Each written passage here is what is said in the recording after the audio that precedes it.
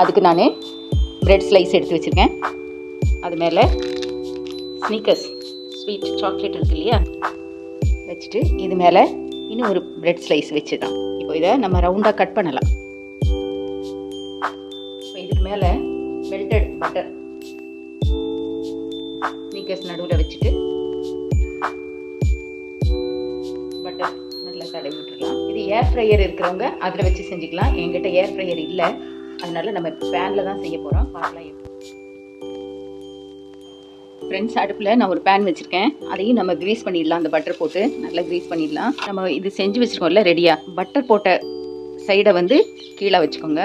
மேலுள்ள பாகத்தில் பட்டர் போட்டுக்கலாம் கொஞ்சம். அதே மாதிரி 2 வச்சுருக்கிறேன்.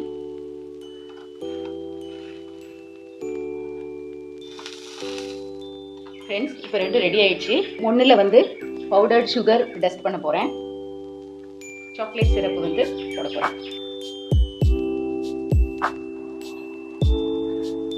அவ்வளோதான், ரெடி ஆயிடுச்சு.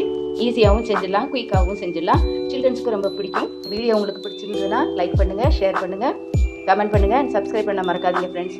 Okay friends, see you all in the next video. Bye, take care.